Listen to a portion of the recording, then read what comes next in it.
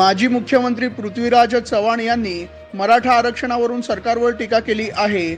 मराठवाड्यातल्या मराठा समाजाला मागासवर्गीय आरक्षण दिले तर मग पश्चिम महाराष्ट्रातल्या मराठ्यांनी काय घोडे मारले आहे।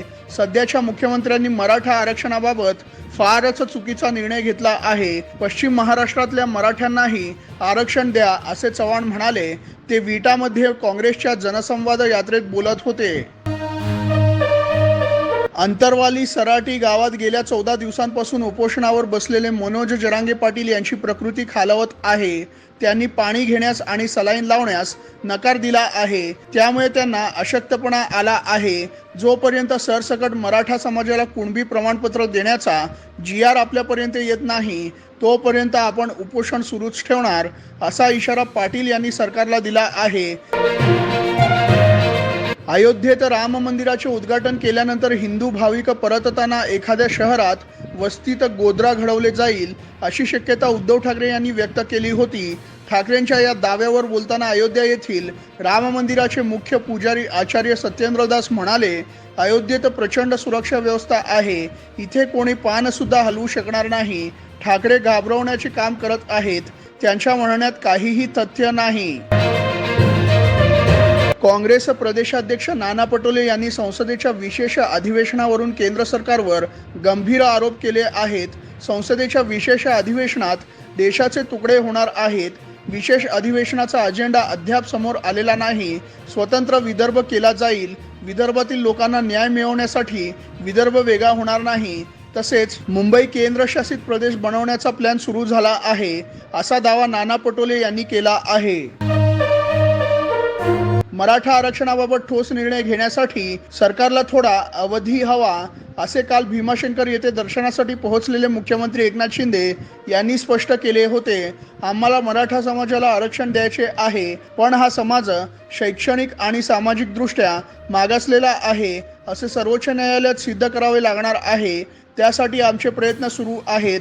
सरकारने समिती नेमली आहे, यावर चर्चा सुरू आहे असे शिंदे म्हणाले। मराठा आरक्षण हाच माझ्यावर उपचार आहे असे मनोज जरांगे पाटील यांनी काल म्हटले होते। सरसकट मराठा समाजाला कुणबी दाखले देण्यात यावे या मागणीसाठी पाटील यांनी उपोषण तीव्र केली आहे। त्यांनी उपचार तसेच पाणी घेण्यास आणि सलाईन लावण्यास नकार दिला आहे। काल सर्वपक्षीय बैठक झाली होती। सर्व पक्षांनी आम्हाला साथ द्यावी। आता हे पक्ष काय निर्णय घेतात याकडे महाराष्ट्राचे लक्ष आहे असे जरांगे पाटील यांनी म्हटले होते। मुंबईतील सर्वात प्रसिद्ध गणपती मंडळ असलेला लालबागच्या राजाचा यंदाचा वर्षी तब्बल 26.5 कोटींचा विमा काढण्यात आला आहे। दर्शनासाठी होणारी भाविकांची गर्दी आणि मूर्तीच्या अंगावरील मौल्यवान दागिन्यांचा विचार करून सुरक्षेच्या दृष्टीने हा निर्णय घेण्यात आला आहे।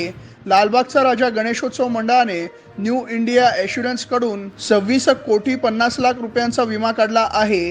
24 ऑगस्ट ते 23 ऑक्टोबर हा पॉलिसीचा काळ आहे। पंकजा मुंडे लवकरच आपल्या पक्षात स्फोट घडवणार आहे असे विधान नाना पटोले यांनी केले आहे। गेली 4 वर्षे मी धैर्य सांभाळून आहे। महाराष्ट्रात माझ्याकडे कोणतीही जबाबदारी नाही आणि मी महाराष्ट्रात सरकारच्या कोणत्याही गोष्टीत नाक खुपसत नाही असा नाराजीचा सूर लावत पंकजा यांनी खंत व्यक्त केली होती। नाना म्हणाले, भाजपमध्ये काय चाललंय हे माहीत नाही, पण काही दिवसांत भाजपमध्ये मोठा स्फोट होणार आहे। श्रावणी सोमवारच्या निमित्ताने काल पुणे जिल्ह्यातील श्री क्षेत्र भीमाशंकरचे दर्शन घेण्यासाठी मुख्यमंत्री एकनाथ शिंदे यांनी या ठिकाणी हजेरी लावली होती। यावेळी जागोजागी लोकांनी उत्स्फूर्तपणे स्वागत केले। महिलांनी मोठ्या आपुलक्याने ओवाळले तर गावागावात माझे स्वागत करण्यात आले। सर्वसामान्यांतील एक असलेल्या आपल्या मुख्यमंत्र्यांचे त्यांनी केलेले स्वागत पाहून मी भारावून गेलो असे शिंदे ट्विट केले आहेत।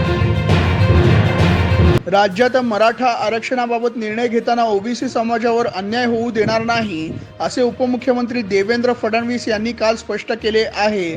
तसेच 2 समाज एकमेकांसमोर येतील असा कोणताही निर्णय घेतला जाणार नाही असेही ते म्हणाले। आम्हाला आरक्षणाबाबत निर्णय घ्यायचा आहे, पण कायदा बनवताना तो टिकलाही पाहिजे, यासाठी पूर्ण चर्चा करून निर्णय घेतला जाईल असेही फडणवीस यांनी स्पष्ट केले आहे। शिवसेना शिंदे गटाचे 40 आमदार आणि उद्धव ठाकरे गटाच्या 14 आमदारांच्या अपात्रतेच्या सुनावणीला 14 सप्टेंबर पासून विधिमंडळाच्या मध्यवर्ती सभागृहात सुरुवात होणार आहे। जी कारवाई होईल ती नियमानुसार घटनेतील सर्व तरतुदीनुसार केली जाईल।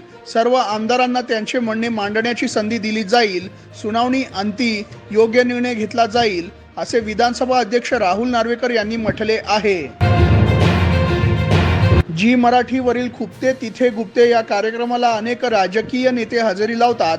अशातच आता राष्ट्रवादीच्या खासदार सुप्रिया सुळे यांनी या कार्यक्रमाला हजेरी लावली। याचा प्रोमो समोर आला आहे।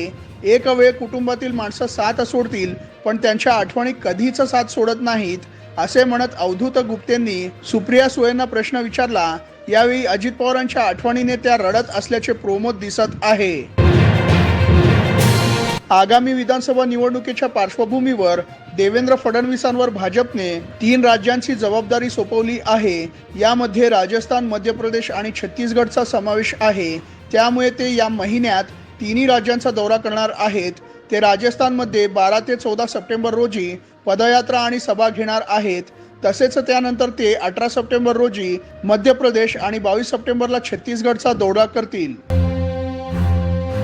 शिवसेना शिंदे गटातील 16 आमदारांच्या अपात्रतेची सुनावणी येत्या 14 सप्टेंबरला दुपारी 12 वाजता होणार आहे। या सुनावणीला विधानसभेत हजर राहण्यासाठी ठाकरे गटाला विधानसभेच्या सचिवांनी नोटीस बजावली आहे। याबाबत वैभव नाईक यांनी माहिती दिली। भरत गोगावलेंचा व्हीप सुप्रीम कोर्टाने बेकायदेशीर ठरवला होता, तरी पण पुन्हा आम्हाला त्रास देण्यासाठी नोटीस पाठवल्याचे नाईक यांनी सांगितले आहे। अजित पवारांसोबत सत्तेत सहभागी झालेल्या आमदारांच्या अपात्रतेसाठी शरद पवार गटाकडून तयारी सुरू झाली आहे। शरद पवार गटाकडून विधान परिषदेतील राष्ट्रवादीच्या आमदार अपात्रतेसाठी विधान परिषदेच्या उपसभापती नीलम गोरेंकडे 2 अर्ज देण्यात आले आहेत। जयंत पाटील आणि जितेंद्र आव्हाड यांच्याकडून हे अर्ज करण्यात आले। अपात्रतेसाठी अर्जात विक्रम काळे, अमोल मिटकरी, सतीश चव्हाण आणि अनिकेत तटकरे यांच्या नावाचा समावेश आहे।